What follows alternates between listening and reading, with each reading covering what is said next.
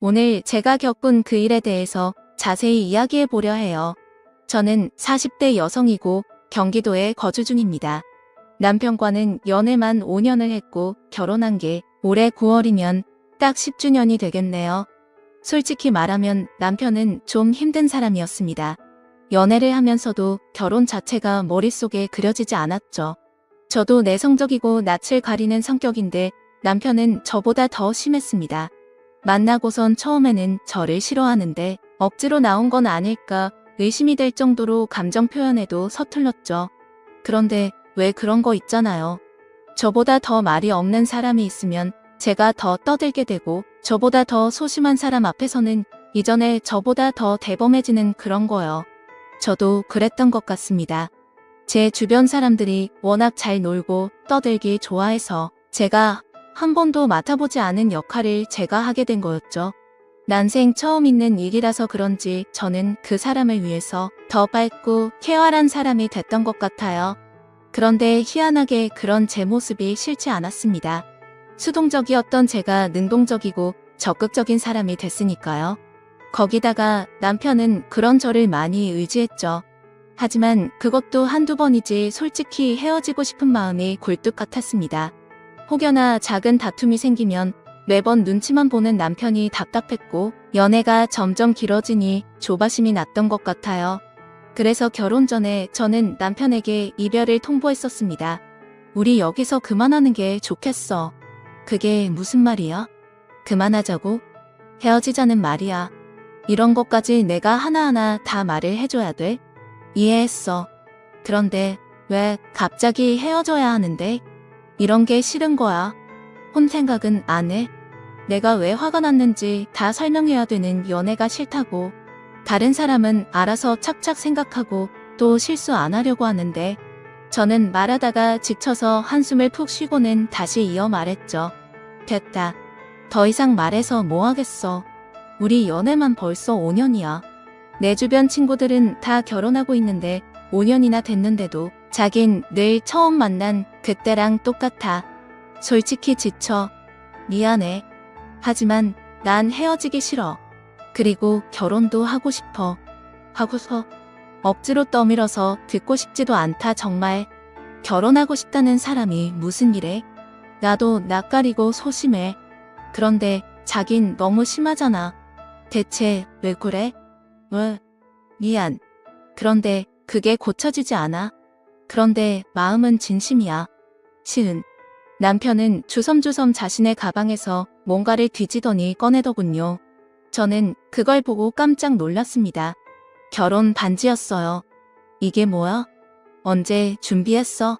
그게 자기랑 3번째 만났을 때. 이걸로도 제 남편이 어떤 사람인지 충분히 짐작이 가실 겁니다. 결혼하겠다는 마음을 먹고도 그걸 말하지 못해서 5년 동안 반지를 가방에 넣고 다닌 그런 사람이었어요. 그 사람을 보고 있으면 막막한 기분이 가장 먼저 들었고 두 번째로는 지켜주고 싶다는 생각이 들었습니다. 문제는 이런 감정을 여자가 가져도 되나? 하는 의문이었죠. 그래서 결혼 전에 저희는 사실 한 번 헤어졌었습니다. 반지를 가지고 다니면서 진심을 전하려고 했던 것은 감동적이었지만 앞으로도 그렇게 살 걸 생각하면 막막했거든요. 그런데 확실히 연애 기간이 길어서 꽤 힘들었습니다. 그래서 친구들의 소개로 다른 사람도 몇 번 만나게 됐죠. 밝고 쾌활하고 주도적인 제가 원했던 그런 사람들과 소개팅 자리를 가졌습니다. 군대 존나 짜증나잖아요. 그래서 내가 어떻게 말했냐면 막 야발스발거리면서 욕을 한 바가지 퍼줬죠. 진짜 정신 나간 애들이라니까. 아, 그랬군요. 그렇죠. 대가리에 총 맞은 게 아니면 그렇게 깝치지 말아야 한다고 봐요. 내가 근육질은 아니라고 해도 실전 노가다 근육이라고 알아요? 진짜 그런 인간들은 맞아야 정신 차려요. 그런데 막상 제가 적응하지 못하겠더군요. 말끝에 욕을 달고 있는 게 습관이거나 말 자체를 함부로 하는 사람도 있었고 자신은 이런 사람이니 알아서 맞춰달라는 사람도 있었죠. 결국 그렇게 돌고 돌아 다시 남편을 만나 결혼하게 됐던 겁니다. 사람의 모든 면을 좋아할 수 없고 제가 그 이상을 원하면 욕심이라는 생각으로 어느 정도 포기를 한 거였죠. 하지만 그게 제 발목을 제대로 잡을 줄은 몰랐습니다. 남편의 성격으로 추측했던 시어머니의 성격은 정반대, 아니, 다른 방향으로 완전히 달랐으니까요.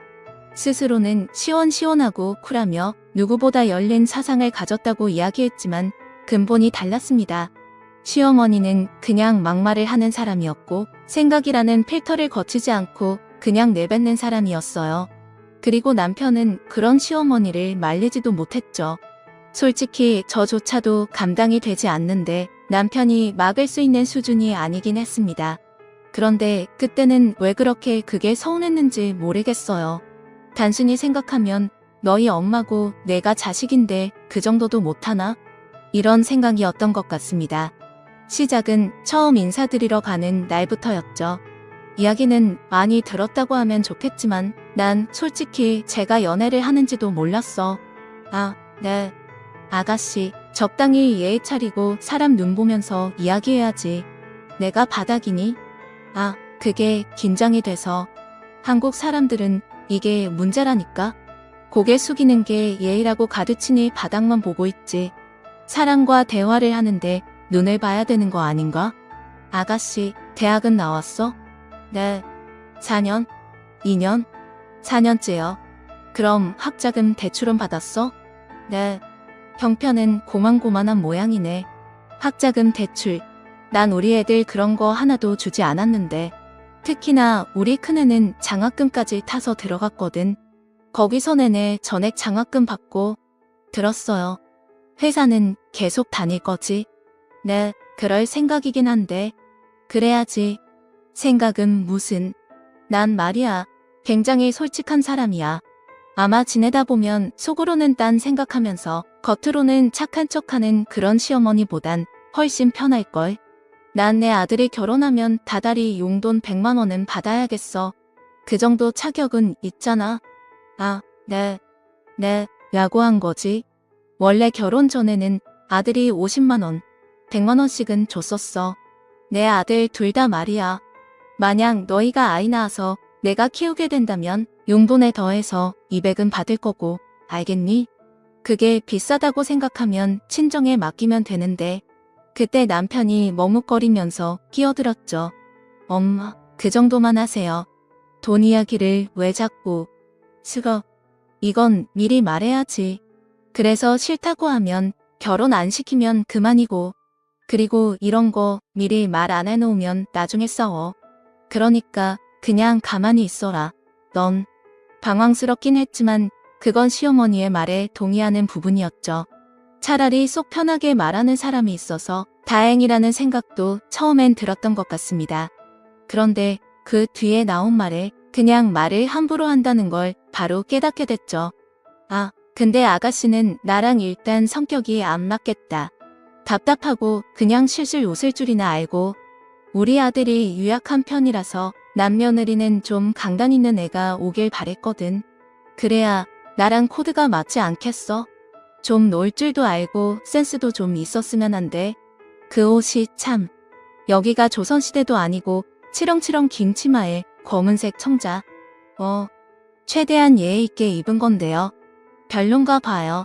우리 엄마도 그런 옷은 안 입을 것 같네. 어쨌든 손물 부분이 많아 보여. 촌스럽고 약간 뒤떨어지는 그런 느낌. 차차 맞춰가 보는 거지. 안 그래? 아, 네. 뭔가 잘못됐다는 걸 알긴 했지만 결혼 전엔 그랬습니다. 뭐 만나봐야 얼마나 만나겠어? 하는 아니라는 생각을 했었죠. 더구나 그 사람도 너무 미안해했고 본인의 어머니에 대한 자각이 있어서 그나마 나쁘지 않다고 생각했었어요. 만약에 자신의 엄마라는 이유로 이해를 강요하거나 제가 예민하다고 몰아갔다면 분명 저는 파혼을 선택했을 겁니다.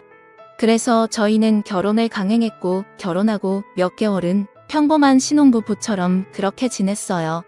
애초에 시댁은 저희 집과는 거리가 있었고 그래서 그대로 간다면 별 문제가 없을 거라고 자신했죠. 하지만 시어머니가 갑자기 저희 집 근처로 이사를 오면서 상황은 완전히 바뀌기 시작했습니다. 너희 둘 다 일하니까 내가 오며 가며 집에 이상이 있는지 없는지 봐준다니까.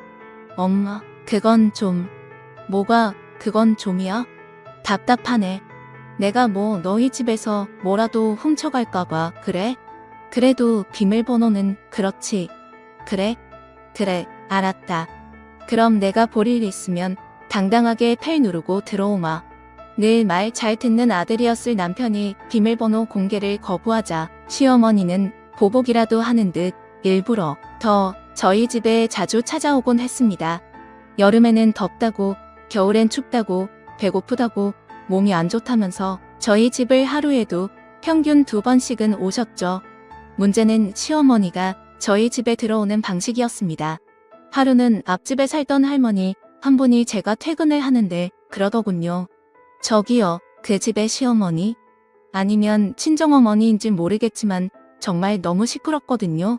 네. 아, 정말 죄송합니다. 시어머니세요. 제가 그때 보니까 문을 두드리는 게 아니라 벨을 누르면서 발로 문을 차더라고요.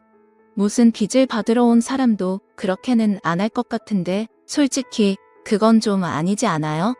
아파트도 공동생활을 한다면 하는 건데 특히 복도 소리는 전체 다 울리잖아요. 정말요? 그건 몰랐어요. 정말 죄송해요. 앞으로는 그런 일 없게 할게요. 제발 주의 좀 부탁드립니다. 사실 직접 이야기해봤는데 성격이 얼마나 괴팍한지 이런 문제는 당사자한테 따지고 싶었는데 무슨 저한테 아가리를 닥치라는 그런 막말을 하더라고요. 새댁도 고생이 많겠어요. 늙으면 곱게 늙어야지. 아휴. 실제로 어머니는 문을 여는 그 몇 초를 참지 않고 문이 부서질 것처럼 두드렸습니다. 그 일로 저와 남편 둘 다 민원을 몇 번이나 받았고요. 그래서 그걸 시어머니에게 이야기해봤지만 소용이 없었죠. 아파트 주민들 모두를 예민한 사람이라고 하고 코웃음까지 치시더군요. 내가 착하니까 그냥 넘어가는 거지. 예전에 나라면 머리채 잡았어. 빌어먹을 할망구가. 어디서 시끄럽다고 난리야 난리가. 어머님 그래도 할머님이신데. 그래서 뭐 나이 더 처먹으면 무조건 존중해야 되니? 그거 조금 소란스러운 거 그르렁이 넘어가는 아량이 있어야지. 나이를 똥구멍으로 처먹어서 그래. 내가 다음에 보면 한 소리 해줘야 입에 참을새를 채우지. 그래도 그건 하지 마세요. 저희가 곤란해서 그래요. 너는 착한 거니 아니면 착한 척하는 거니? 참아도 될 문제가 있고 안 참아도 될 문제가 있어. 그렇게 두루뭉술하게 대충 넘기고 참고 그러니까 끼어오르는 거잖아. 그럴 땐 한 번씩 밟아야지. 그게 세상 살아가는데 가장 큰 도움이 되는 진리야 진리. 하지만 이 옷은 저희라서 오고 가면 곤란해서요. 피하겠지. 덜 밟아서 곤란해지는 거야. 확실히 밟으면 찍소리도 못하지. 오히려 너희 편하게 신혼생활하라고 내가 돕는 거라는 생각은 안 들어? 아니면 문을 빨리 열든가. 말하는 것도 움직이는 것도 느려 터져서는. 저희도 문을 빨리 열고 싶었습니다. 하지만 시어머니가 오는 시간대는 대부분 저희가 잠든 새벽이나 주말 이른 아침이었죠. 그러니 밖에서 문을 두드리면 남편이 일어나서 뛰어나가도 짧게는 몇 초, 길게는 몇 분 동안 문을 발로 차고 계신 겁니다. 그래서 결국 저희는 비밀번호를 공유했고 원하는 것을 얻어냈다고 생각한 시어머니는 저희가 출근하면 저희 집에 하루 종일 계실 때가 많았죠. 주로 에어컨을 하루 종일 쓰려는 이유거나 친구들을 초대해서 술을 마시려는 목적이었습니다. 이유는 시어머니와 함께 살던 도련님 때문인 것 같았죠. 도련님은 남편과 나이차가 5살이 났지만 성격이 있는 편이었습니다. 툭툭 쏘듯이 말하는 것은 시어머니와 비슷했지만 그 결은 달랐죠. 서열이 있다면 도련님 다음이 시어머니, 그리고 남편 이런 식이었을 겁니다. 시어머니는 자신을 닮아 성격이 시원시원하다며 도련님을 감싸는 편이었지만 도련님은 그런 시어머니의 편애 자체를 불편해했어요. 그래서 자신의 의도는 아닌 것 같지만 저나 남편 대신에 시어머니를 구박해주기도 했습니다. 하지만 이런 이유로 저희 집에서 시어머니는 고비 풀린 망아지처럼 놀고 가셨죠. 우리는 퇴근 시간이 비슷해서 특별한 일이 없으면 같이 퇴근을 했었습니다. 회사 자체가 가까워서 시간이 차이가 나더라도 커피 한 잔 마시며 기다렸다가 그렇게 같이 갔죠. 하지만 비밀번호를 공유한 순간부터는 여유로운 퇴근이 아니라 다시 밀린 업무를 하는 기분으로 집으로 가야 했습니다. 문을 열자마자 굴러다니는 술병과 함께 찌든 담배 냄새에 경악을 했어요. 처음 그런 일이 있을 때는 정말 집에서 뭘 태웠나 하고 뛰어들어갔지만 그 뒤로는 구분이 돼서 놀라운 일도 아니었습니다. 저희 집에서 쓰는 그릇을 재떨이로 만들어두고 거기에 아주 많은 담배 꽁초가 마치 파인애플처럼 꽂혀 있었죠. 종류가 각각 다른 걸 보니 어머니의 친구들이 하나같이 담배를 태운다는 것도 알게 됐네요. 우린 그걸 치우고 펼쳐놓은 쓰레기도 버리고 더럽게 쓰고 간 화장실 청소까지 해야 했습니다. 저희 방에도 들어와서 옷을 이것저것 입었는지 제 서랍장이 온통 엉망일 때도 많았고요. 그런 이유로 남편은 늘 제게 미안하다면서 호소하곤 했습니다.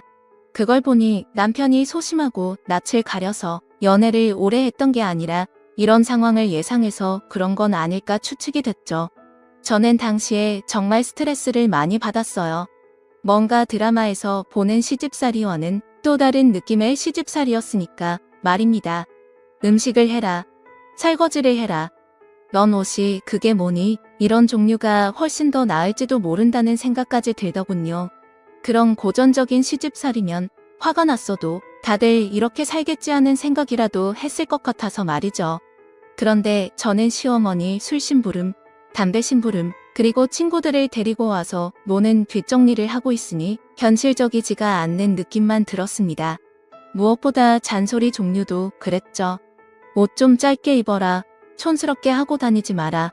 가슴 좀 까고 다녀라. 신발이 운동화밖에 없냐는 소리에 대응할 방법도 없었어요. 실제로 저는 원형 탈모까지 왔었습니다. 그냥 머리가 좀 유난히 빠진 애라고 생각만 했는데 어느 날 뒷머리를 만졌는데 느낌이 다르더군요.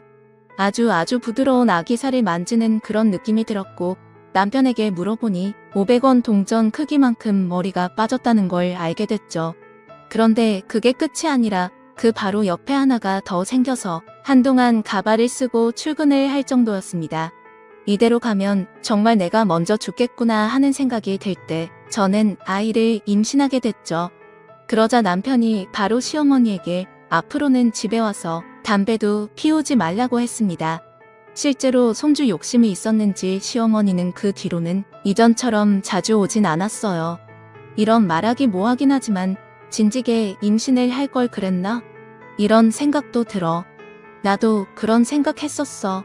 이제 안 오시니까 당신도 마음 편하게 먹어. 스트레스가 아이한테 안 좋잖아. 나도 최선을 다해볼게.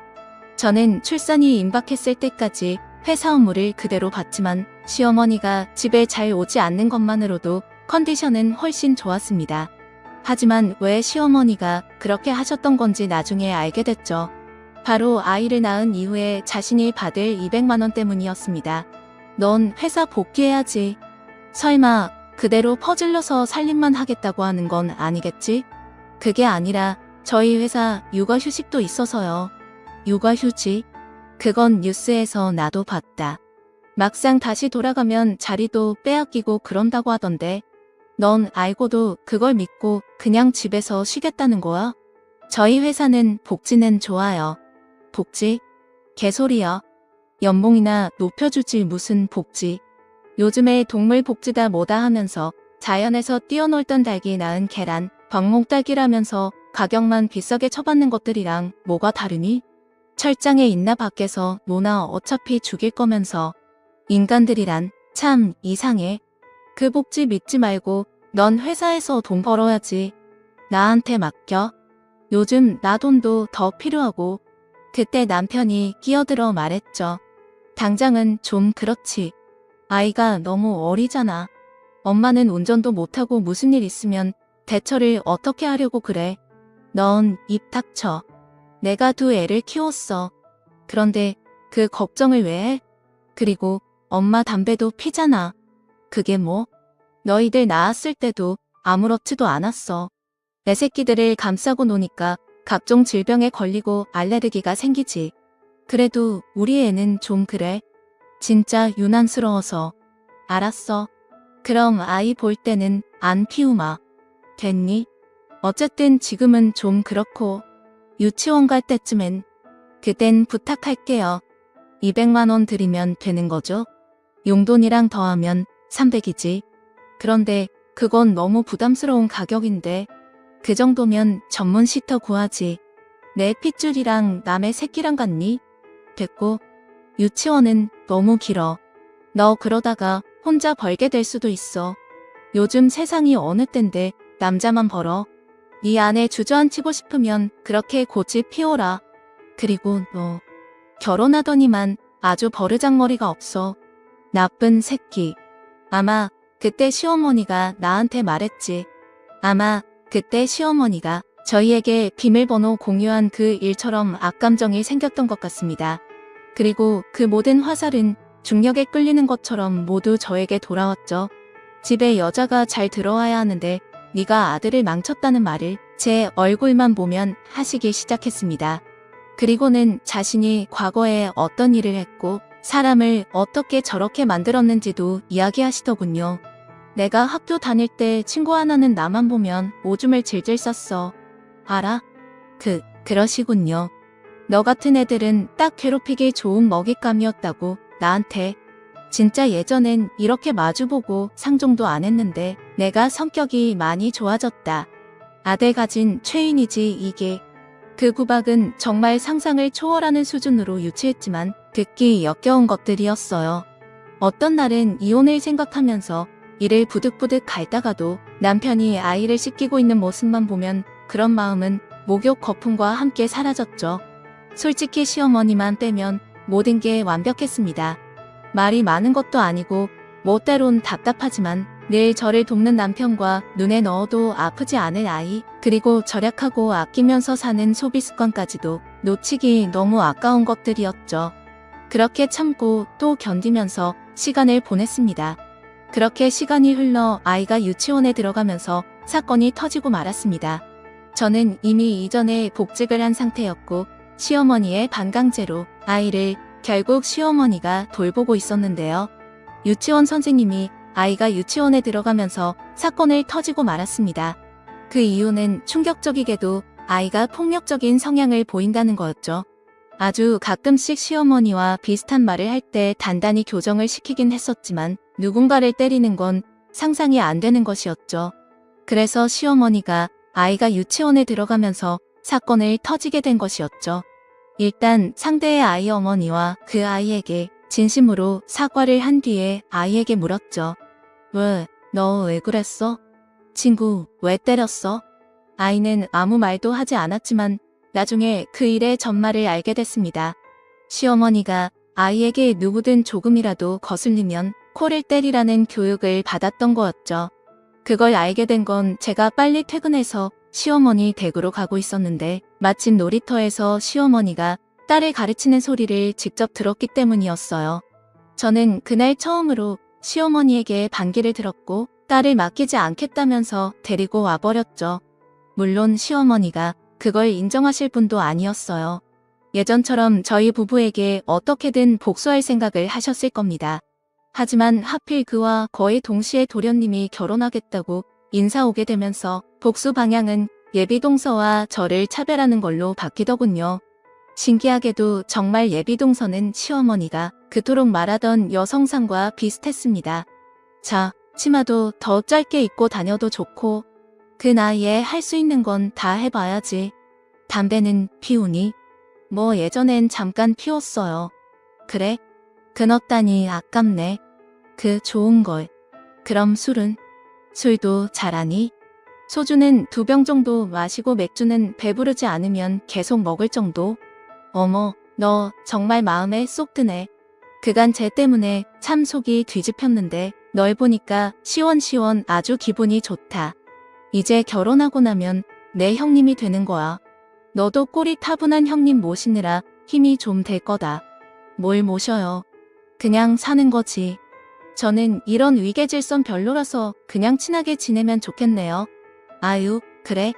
친하게? 아하하, 우리 새아가가 아주 마음이 곱네. 저 딱히 착하진 않은데.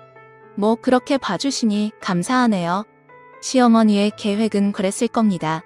동서의 환심을 산다. 그리고 같은 편이 돼서 저를 괴롭힌다는 계획이었을 거예요. 하지만 문제는 동서가 도통 관심이 없다는 거였죠. 이런 부분은 도련님과 소름 끼치게 비슷했기 때문에 시어머니도 아차 싶었을 겁니다. 하지만 이미 그런 걸 알아차리기 전에 결혼식이 진행이 됐고 돌이킬 수 없었죠. 다만 동서 내외에는 저희가 살고 있는 동네와 꽤 떨어져 있었기에 자주 보진 못했습니다. 명절이나 제사에 가끔 들르는 수준이었으니까요. 그러다가 시어머니가 그게 못마땅했는지 평소엔 하지 않던 김장을 하겠다며 집합을 시켰습니다. 한참 배추를 썰고 절이고 있을 때 동서가 뒤늦게 왔죠. 그걸 보고는 시어머니는 자신의 고무장갑을 벗어서 동서에게 던졌습니다. 얼른 오라니까 뒤늦게 와서 이게 뭐하는 짓이니? 내가 아무리 예쁘다고 해주면 좋겠는데 시어머니의 알기를 얼마나 우습게 알면 이 시간에 왔겠어? 뭐해? 얼른 끼지 않고. 그러자 동서는 한숨을 푹 쉬더니 장갑을 끼더군요. 그리고는 말했습니다. 어머님은 장갑이 이것밖에 없으세요? 남이 쓰던 거라 전 좀 찜찜해서요. 하, 집안 어른이 그따위니 가정교육을 제대로 받지 못한 거지. 이게 가정교육의 문제인가요? 평일에 저나 형님이나 다 일하고 있는데 왜 이 집에서 먹을 김장을 저희가 해야 하는지 도통 모르겠네요. 요즘에 김치 다 사 먹는데 그리고 여기 작년이고 재작년이고 김치 담은 적도 없다면서요? 설령 갑자기 할 생각이 났다고 해도 날짜를 이렇게 잡은 거부터가 잘못이죠. 무엇보다 전 저희 집 김치가 더 좋아요. 각자 집 김치를 더 좋아하면 그쪽 집에서 알아서 하는 게 맞고 여긴 제가 올 곳이 아니라 제 남편이 와야 했죠. 뭐 어디서 어른이 말하는데? 어른? 어떨 땐 시원시원하고 모든 걸 수용하겠지. 어떨 땐 시원시원하고 모든 걸 수용하는 열린 사람이라고 하더니 어떤 때는 어른 대접의 유교적인 예의범절? 그거 좀 치사하지 않아요? 내가 동창의 딸이라고 그냥 풀어줬더니 아주 예능국을 끓여서 먹었니? 희한한 일이었죠. 비슷한 성격이었는데 오히려 저보다 더 많이 부딪히는 느낌이 들었습니다. 그때는 동서가 좀 심했다라는 생각을 하긴 했을 정도로 이전과는 달리 날이 잔뜩 서 있었고요. 하지만 그 덕분인지 시어머니가 저를 공격하는 일은 거의 없어져서 결혼 생활이 편했던 건 확실합니다. 그 부분은 확실히 동서에게 몹시 고마웠죠. 그 김장날에도 화가 난 시어머니가 성질을 주체하지 못하고 배추를 쓰레기통에 모두 넣어서 버렸기에 끝이 나버렸거든요. 그리고 그날 저는 동서와 거의 처음으로 제대로 된 대화를 해봤습니다. 형님도 제가 너무한다고 생각하세요? 남편이 그러더라고요. 적당히 하라고요. 난 솔직히 모르겠어. 그냥 덜 건드리면 속이 편할 거라는 생각은 들고 제 성격이 그래요. 엄청 싸가지 없어 보일진 몰라도 아니 뭐 설명할 건 아닌데 상대에게 강하게 나오면 더 강하게 나가고 싶어서요. 시어머니가 절대 물러나는 타입도 아니고 근데 우리 엄마랑 어떻게 친구가 됐지? 아 들었어. 동서 어머님이랑 시어머님이 학교 동창이라고. 상견례 때 그 사실을 알았는데 솔직히 좋은 점이 없어요. 제가 잘못하면 우리 엄마가 욕먹을까봐. 근데 시어머니는 좀 계속 사람을 자극하려고 하더라고요. 저번에 저희 집 열쇠 수리공 불러서 강제로 따셨더라고요. 그걸 어떻게 참겠어요. 자기가 조금만 열받으면 저렇게 난리를 피우는데 이야기를 들어보니 동서가 갑자기 그렇게 반응하는 이유는 충분하더군요. 시어머니는 저에게 예전에 해서 효과 있었던 것들을 모두 동서에게도 똑같이 했던 겁니다. 아니 더 정확히 말하면 저에게 했던 것보다 더 심한 짓들이었죠. 이전엔 저희 집 서랍을 뒤진 것에 그쳤지만 동서는 화장품과 가방 그리고 집에 뒀던 현금까지도 싹 들고 가셨다고 하더군요. 그런 일이 있었어? 나한테 말을? 아니다. 내가 무슨 도움이 된다고? 미안해. 왜 형님이 미안해요? 말해도 풀릴 일 아니라는 거 알아요. 저희 남편도 틱틱거리긴 해도 혼자 자기 키웠다고 또 엄마라면 끔찍해하는 인간이라 중재도 제대로 못하고 형님네도 그렇죠? 응. 더구나 우리 남편은 서방님보다 성격도 유약한 편이라 절대 반기를 못 들어. 최악이네. 그래도 제가 들어와서 좀 편하시죠? 제가 웬만한 건 다 화살 제가 맞아드릴게요. 저는 그런 거 끄떡없어요. 스트레스를 애초에 잘 받는 사람이 아니거든요. 말이라도 고마워. 근데 그것도 쌓이면 병이야.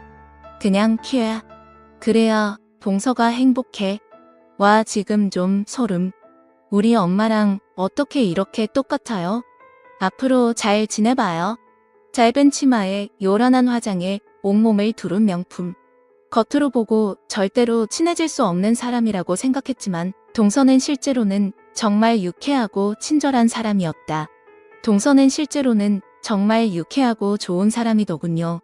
아마도 시어머니 스스로가 되고 싶은 그런 사람이었을 겁니다.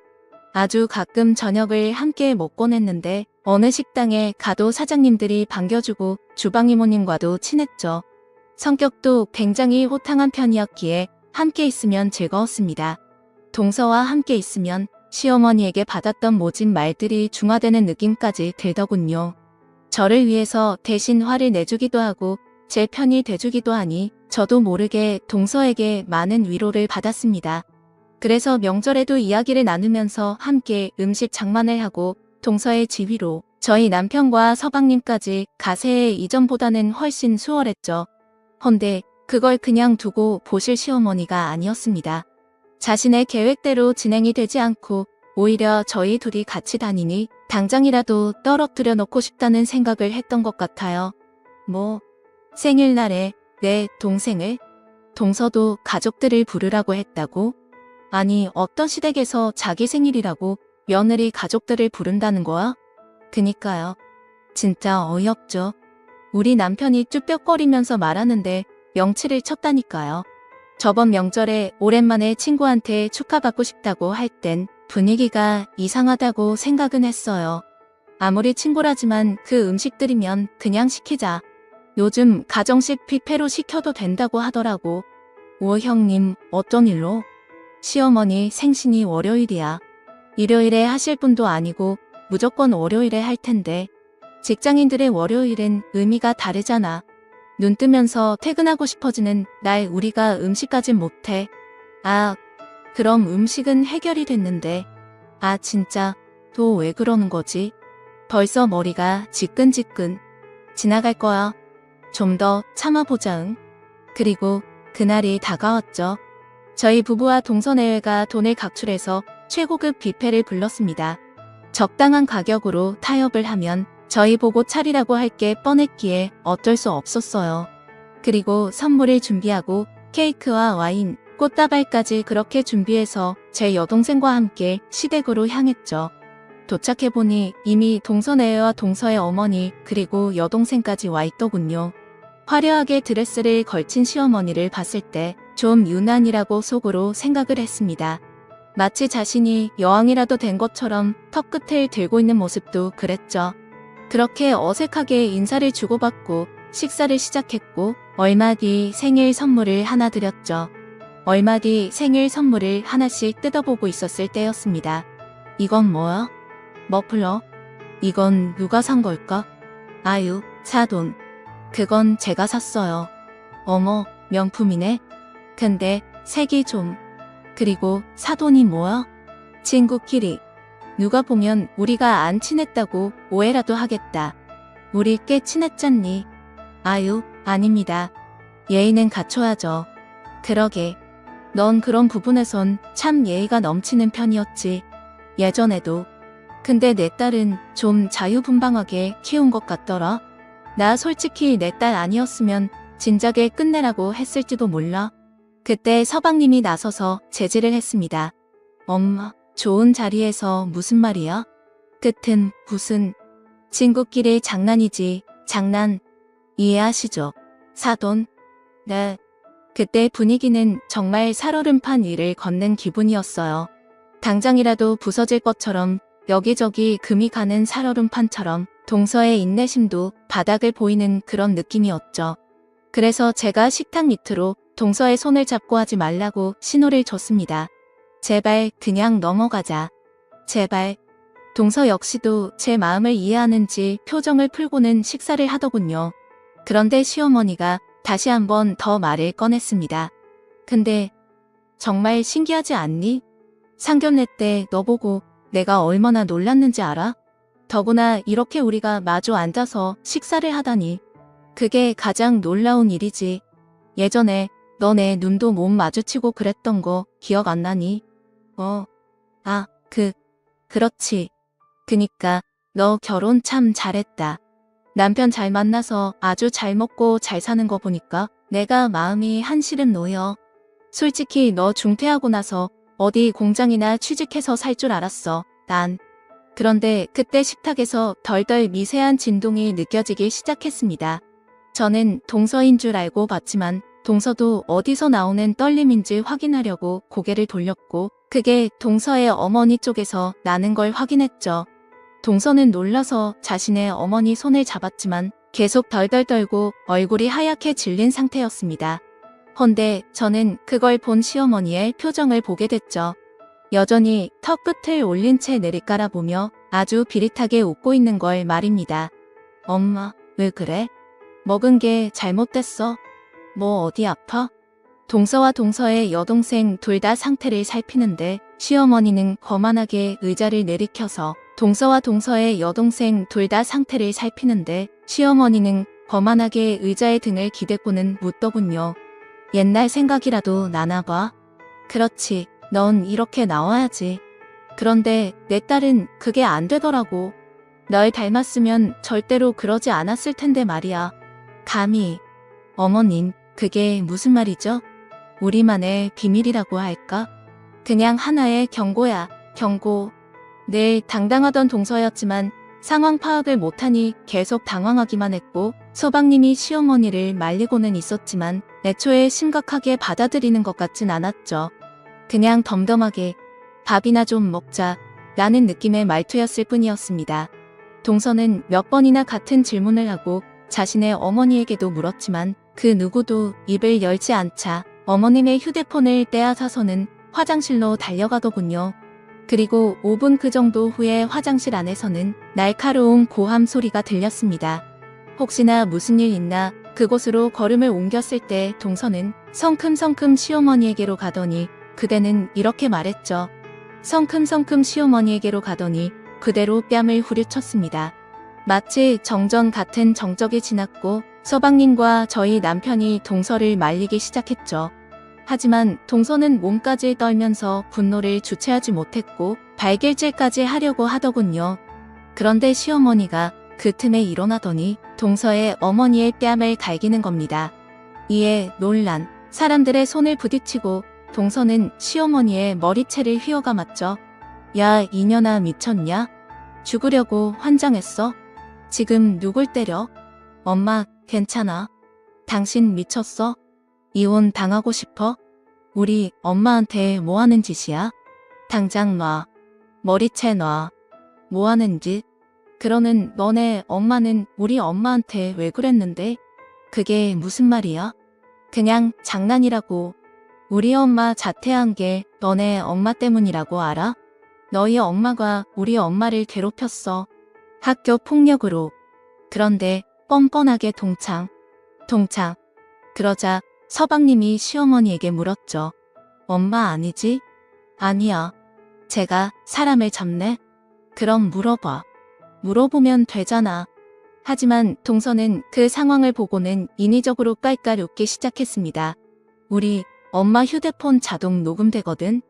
너네 엄마가 우리 엄마한테 한 짓 그대로 들어있더라. 믿기 싫으면 들어봐. 동서는 휴대전화를 식탁 가운데 던졌고 그 안에서 욕설을 내지르는 시어머니의 목소리가 생생하게 울렸어요. 시어머니는 동서의 됨됨이를 먼저 운운하면서 이 딸년이란 말을 쓰기 시작하더니 왕년에 자신이 했던 폭행과 폭언 그대로를 되물려주고 싶다고 했습니다. 그리고 그 폭행은 기존의 시어머니가 이야기하던 것과는 차원이 달랐어요. 바늘을 신발에 넣어놓고 가위로 머리카락을 자르고 담배를 여러 개 입에 물려 불을 붙이는 짓까지 했다고 했습니다. 그걸 듣는 모두가 놀랐지만 동서의 어머니만 눈물을 흘리고 계셨죠. 그런데 서방님이 가만히 있다가 얼른 휴대폰을 꺼버렸습니다. 그리고는 말했죠. 그 말에 동서는 이성이 끊어진 사람처럼 자신의 남편에게 달려들어 주먹을 날렸고 그 뒤에 숨어있던 시어머니가 같이 바닥에 쓰러졌습니다. 그리고는 시어머니를 때리기 시작했는데 서방님이 끼어들어 동서를 밀쳐내자 동서와 함께 온 여동생 그리고 덜덜 떨기만 하던 어머니까지 가세해서 시어머니와 서방님을 때리기 시작했죠. 저는 너무 놀라서 제 딸의 눈을 가리고 있었는데 남편의 반응이 심상치 않았습니다. 하얗게 질린 표정으로 가만히 있더군요. 남편은 대답도 하지 않았습니다. 저는 그 상황이 화가 났고 이 집 남자들에 대한 분노가 밀려왔어요. 죽어도 엄마 편이라 이건가? 하는 생각이 들었습니다. 바로 그 순간 시어머니가 이혼시킬 거라면서 소리를 지르더군요. 그때 엉망이 된 머리를 한 동서가 말했죠. 이 거지 같은 집구석 붙잡아도 나가려고 했네요. 여보, 왜? 너네 엄마 편 또 들어보게? 솔직히 까놓고 말해서 너네 엄마 우리 엄마 부러워서 그러는 거 아니야? 자기가 학창시절엔 그렇게 괴롭혔는데 자기보다 더 잘 살고 화목해서 배 아파서 그런 거 아니냐고. 야, 애초에 우리 엄마 괴롭히는 저런 악마 같은 게 시어머니였으면 시집. 이런 더러운 집에 시집 안 왔어. 평생 혼자 살고 말지. 이혼이 그렇게 쉬워. 차근차근. 야, 너 정신 똑바로 차려. 저런 시어머니보다 그걸 엄마라고 감싸는 너 같은 아들 때문에 대부분 이혼하는 거야. 너 같은 놈은 제발 재혼하지 말고 엄마랑 평생 살았으면 좋겠다. 평생 죽을 때까지. 정말 동서는 이혼을 했습니다. 아이도 없고 정리할 것도 없었죠. 다만 그 이혼의 책임을 가리려고 소송까지 갔고 시어머니는 위자료까지 물어줘야 했어요. 하지만 문제는 바로 저였죠. 그 일이 있고 나서 충격 때문인지 한동안 잠잠하던 시어머니는 제게 이전과 똑같이 굴기 시작했습니다. 그리고 저는 그때 알게 됐죠. 그나마 동서가 있었기에 힘든 시집살이를 참을 수 있었다는 걸 말입니다. 이전엔 남편도 노력을 했었지만 이상하게 그날 이후로 아무래도 없는 말수가 더 없어져서 저 혼자 오로지 감당을 해야 했거든요. 이봐라, 행동 꿈뜬 거 봐. 느려 터져서는. 저 하기 싫어요. 뭐, 너 지금 뭐라고 했어? 싫어? 촌스럽게 왜 2번 물으세요? 싫다고 했잖아요. 일하고 돌아온 며느리 그렇게 부려먹고 싶으세요? 주말마다 오는 것도 지겹고요. 목욕할 때도 문 두드리는 것도 신물나고요. 제가 목욕할 때 일부러 보일러도 끄셨죠? 나이를 먹어도 어쩌면 하는 짓이 학창시절에 그대로인지 전 이해할 수가 없네요. 어릴 때는 몰랐다고 하더라도 지금은 노망이죠. 노망. 너도 이혼 당하고 싶어서 그래? 네, 딸 아빠 없이 키우고 싶어? 협당이요. 이게 어디 눈에 띄고 있는 거야? 네, 미쳤네요. 예전에 친구들 괴롭히는 재미로 사신 것 같은데 그게 며느리로 바뀐 건가? 근데 결국엔 자기 소중한 아들을 전부 이혼남 만들고 끼고 살게 됐네요. 야, 이 썩을 년이 뒤질라고. 시어머니는 눈을 까디집으시면서 손을 올렸고 저는 그 손을 뺏고 다시 돌아왔어요.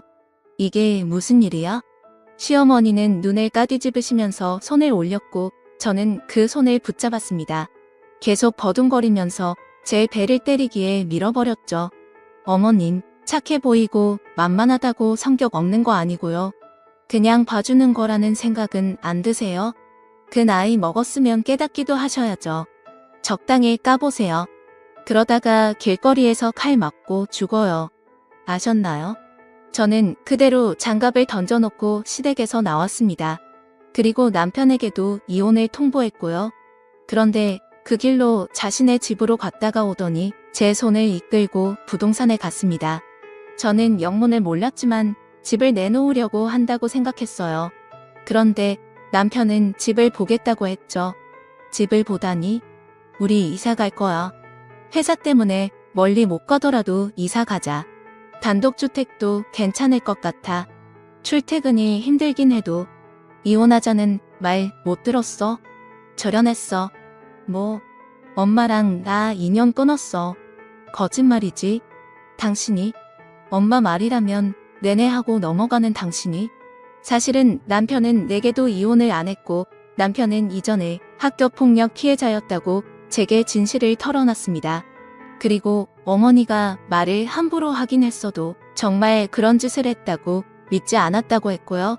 하지만 그 일로 자신도 생각을 많이 정리했고 신중한 고민 끝에 결정을 했다고 합니다. 다 잊었다고 생각했는데 그 녹음을 듣는 순간 나도 그때 그 시절로 돌아갔어. 억지로 인연을 끌고 간다고 해도 예전처럼 엄마를 대할 자신이 없었어. 그리고 그때 내가 깨달았던 건 나한테 소중한 건 나 스스로가 지켜야 한다는 거였거든. 이번엔 바보처럼 당하지 않을 거야. 그리고 그 일이 있고 얼마 지나지 않아서 저희는 여기 경기도까지 이사를 오게 된 거였죠. 현재는 우리 가족 몹시 행복하게 잘 지내고 있습니다. 이혼한 동서와도 아직까지도 연락하면서 지내고요. 대신 언니 동생이라는 호칭으로 바꿨죠. 동서는 제가 시어머니에게 마지막에 한 말이 너무 시원하다면서 어디 글이라도 써보라고 하더군요. 그래서 이렇게 쓰게 됐죠. 사실 전 늘 참고 사는 사람이었습니다. 뉴스만 틀어도 화가 나는 세상에 살기에 감정에 치우친다는 것은 결국 제 손해라고 생각했거든요. 하지만 이번 일로 때로는 화를 내고 자신의 의견을 제대로 전달하는 게 중요하다는 걸 깨닫게 됐습니다. 남편의 말처럼 소중한 건 스스로가 지켜야 한다는 걸 말이죠. 제 이야기를 듣는 분들 중에 저처럼 감정을 누르고 지키기 위해서 웅크리고만 있었던 분들이 있을 텐데 우리 같은 사람이 화가 나면 더 무섭다는 걸 가끔은 알려주는 것도 좋은 것 같아요. 효과도 좋더군요. 우리 모두 힘내자고요. 감사합니다.